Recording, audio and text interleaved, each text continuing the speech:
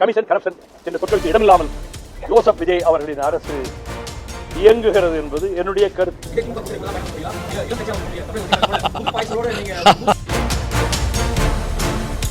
உதயசூரியன் சின்னத்துல போட்டியிட்டது துரதிருஷ்டவசமானது. அங்கும் நாங்கள் தனி சின்னத்தில் போட்டியிடக்கூடாது, உதயசூரியன் தான் போட்டியிட வேண்டும் என்ற நிர்பந்தத்தால் முதல்வர் விஜயுடன் ரகசிய பேச்சுவார்த்தை நடத்தியிருக்கிறாரு வைகோ.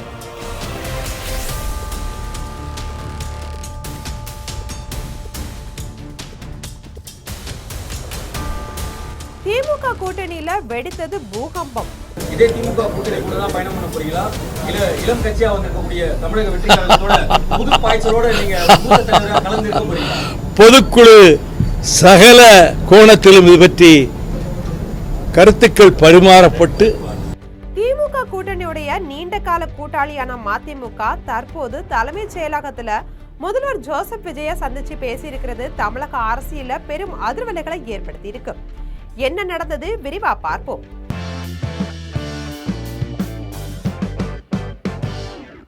இன்னைக்கு சட்டப்பேரவை கூடிய நிலையில ஸ்டெர்லைட் விவகாரத்தை பேசுவதற்காக சென்றதா கூறப்பட்டாலும் இதன் பின்னணியில மதிமுக தவேக இடையிலான ரகசிய கூட்டணி பேச்சுவார்த்தைகள் தீவிரமடைந்திருக்கிறதா தகவல்கள் கசிக்கிறது. திமுக கூட்டணியில உதயசூரியன் சின்னத்துல போட்டியிட வற்புறுத்தப்பட்டதால கடுப்புல இருந்த துரை வைகோ அண்மை காலமாவே விஜய்க்கு ஆதரவான கருத்துக்களை தெரிவிச்சிட்டு வராரு.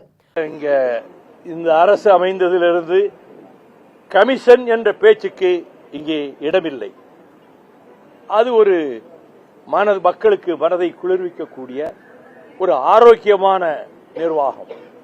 கமிஷன் கரப்ஷன் என்ற சொற்களுக்கு இடமில்லாமல் ஜோசப் விஜய் அவர்களின் அரசு இயங்குகிறது என்பது என்னுடைய கருத்து.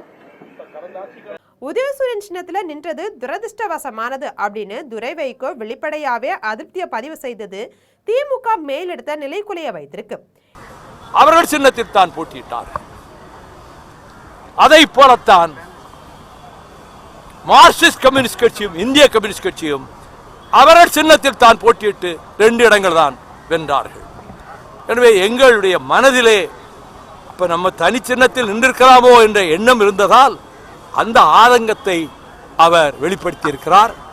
இந்த சூழல்ல தற்போது விஜயுடன் வைகோ நேர்ல சந்திச்சு பேசியிருக்கிறது திமுக கூட்டணியிலிருந்து மதிமுக விரைவாக வெளியேற போவதை உறுதிப்படுத்தும் அறிகுறியாவே பார்க்கப்படுது. வெறும் மரியாதை நிமித்தமான சந்திப்பா மட்டும் இல்லாம தவேகவோட கூட்டணி அமைக்கக்கூடிய நோக்கில மதிமுகவுடைய தற்போதைய 2 எம்எல்ஏக்களை ராஜினாமா செய்ய வச்சுட்டு அந்த தொகுதிகளில் அல்லது காலியான இடங்களுக்கான இடைத்தேர்தலில் வைகோ நேரடியாவே களமிறங்க திட்டமிட்டு இருக்கதாகவும் தகவல்கள் தெரிவிக்குது. கூட்டணி தர்மம் அப்படின்ற பெயர்ல உதயசூரியன் சின்னத்துல போட்டியிட்டு தவித்த மதிமுக இனி தமிழக வெற்றி கழகம் சொல்லக்கூடிய புதிய துருப்பு சீட்டை பயன்படுத்தி திமுகவை கலர்ச்சி விட தயாராகிடுச்சா அல்லது இது திமுக கூட்டணியா அச்சுறுத்தி அதிக இடங்களை பெரும் பேரம் பேசும் உத்தியா அப்படின்ற கேள்வி அரசியல் களத்துல பெரும் சலசலப்பை ஏற்படுத்தி இருக்கு. இது போன்ற அரசியல் செய்திகளை உடனுக்குடன் தெரிந்து கொள்ள ஜெம் தொலைக்காட்சியுடன் எப்போதும் இணைப்பில் இருங்கள்.